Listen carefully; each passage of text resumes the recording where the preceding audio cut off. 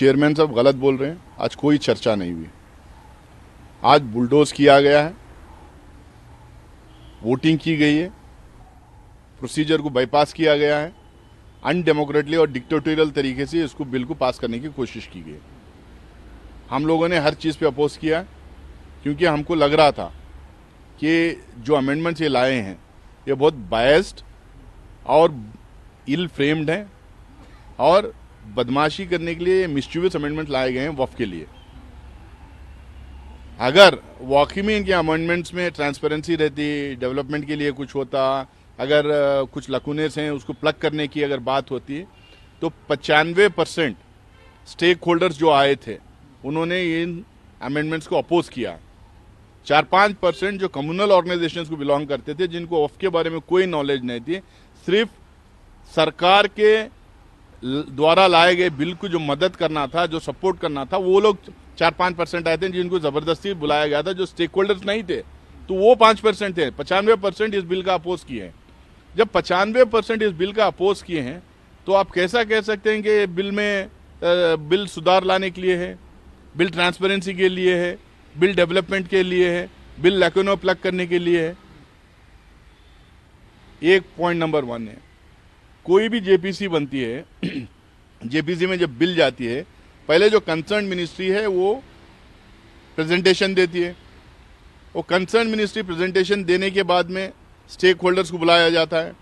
Stake holders की पूरी राय लेने के बाद में, उनके सजेशंस लेने के बाद में, उनके अपोजिशन या नहीं तो जो सपोर्ट जो भी मिल रहा है वो सारे पॉइंट्स लेने के बाद में सारे प्रोसीडिंग्स के मिनट्स मेंबर्स को दिया जाता है। उनके जो रिप्लाईस आते हैं वो मेंबर्स को दिया जाता है। ना किसी का रिप्लाई दिया गया है, ना मिनट टू मिनट प्रोसीडिंग्स दी गई है। ये सब आने के बाद में सारे जेपीसी के मेंबर्स आपस में डिस्कस करते हैं कि भाई कौन से अमेंडमेंट में क्या प्रॉब्लम है, क्या खामी है, उसमें सुधार ला सकते हैं, नहीं ला सकते हैं, आपस में डिस्कस करते हैं। वो डिस्कशन हुआ नहीं है, सिर्फ स्टेक होल्डर्स के साथ बातचीत हुई है, आपस में डिस्कशन हुआ ही नहीं। ये सीधा जो है, जबकि आखिरी दिन last day of budget session तक का टाइम था, हमारे पास काफ़ी टाइम था, हम लोग इसको और आगे चर्चा कर सकते थे आपस में। हो सकते हैं बहुत सारे अमेंडमेंट्स हम लाए, उससे सरकार के ट्रेजरी बेंचेस के एमपीज को सहमति होती है, और जो सरकार के तरफ से जो एमपीज लाए अमेंडमेंट लाए, हो सकता है हम लोग को उसमें सहमति होती है। तो ये आपस में डिस्कस करने का ही मौका नहीं दिया गया, क्योंकि दिल्ली का चुनाव है, उसमें गलत इस्तेमाल इस बिल का करना है। इनके लिए तो सिर्फ चुनाव जीतना एक मामला है, मतलब दुनिया इधर की उधर हो जाए, कॉन्स्टिट्यूशन की धज्जियां उड़ा जाए, डेमोक्रेटिक प्रोसेस का सबवर्जन होते रहे, लेकिन इनको चुनाव जीतना है। ये चुनाव के चक्कर में इतना जल्दी में इन्होंने बुलडोज आज किया गया है, डिक्टेटोरियल तरीके से बुलडोज किया गया है। और ये मुझे नहीं लगता है कि किसी भी जेपीसी हो या स्टैंडिंग कमेटी हो में इतना ब्रेजनली कोई चेयरमैन एक पार्टी बन गया, या नहीं तो सरकार के दबाव में आके इस तरह से ये प्रोसीडिंग्स चलाएंगे, ये पहली बार देखा गया है। हम लोगों ने इसको जो अपोज किए हैं उसमें हमारा प्रोटेस्ट और हमारा अपोजिशन आज के प्रोसीडिंग्स में हम लोगों ने दर्ज करवाया है। ये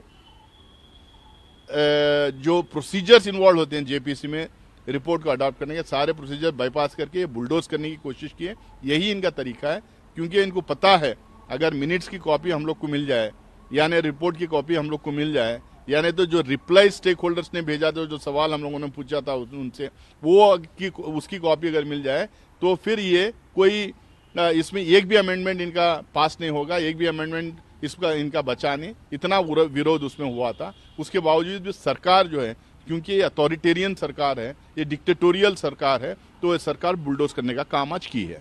आप लोगों के पास आगे अब क्या रास्ता, ये भी कहा जा रहा है कि बजट सेशन में इसको प्रेजेंट कर दिया जाएगा। देखिए, इनकी मनमर्जी चल रही है, पैरिटी है ही नहीं। ये मुसलमानों को और माइनॉरिटीज़ को टारगेट कर रहे हैं, उनके लिए अलग कानून, दूसरों के लिए अलग कानून ये बना रहे हैं। हम कह रहे थे बार बार चिल्ला के सारे मज़हब के लोगों को, हिंदू, मुसलमान, सिख, ईसाई, पारसी, जितने मज़हब के लोग हैं, सबके जो रिलीजियस इंस्टीट्यूशंस हैं, रिलीजियस मतलब पूजा स्थल हैं, इबादत गाह हैं, सबके लिए एक तरीके का कानून है, उसमें पैरिटी रहे। आप वहाँ पे ट्राइब्यूनल को फाइनलिटी का पावर देते हैं, यहाँ ट्रिब्यूनल को पूरा एकदम कमज़ोर कर दें, उसके फाइनलिटी का पावर छीन लेते हैं। आप वहाँ पे लिमिटेशन एक्ट कुछ वहाँ पे लागू नहीं होता, यहाँ लिमिटेशन एक्ट लागू होता है। वहाँ पे नॉन हिंदूज रह नहीं सकते हैं, लेकिन यहाँ नॉन मुस्लिम्स रह सकते हैं। मतलब क्या मतलब है? एक ही देश में दो कानून। जो ये बार बार कहते थे जम्मू कश्मीर के लिए एक कानून, द रेस्ट ऑफ इंडिया के लिए एक कानून, ये तो पूरे देश में लागू कर रहे हैं। माइनॉरिटीज के लिए एक कानून और दूसरों के लिए एक कानून। इसका मुझे नहीं लगता है कि जुडिशरी में टिक पाएगा, जहां कॉन्स्टिट्यूशन हमें राइट देती है माइनॉरिटीज को, और साथ में कॉन्स्टिट्यूशन समानता की भी जो बात करती है, ना तो इसमें समानता है, ना हमारे राइट्स को अपहेल्ड किया गया है।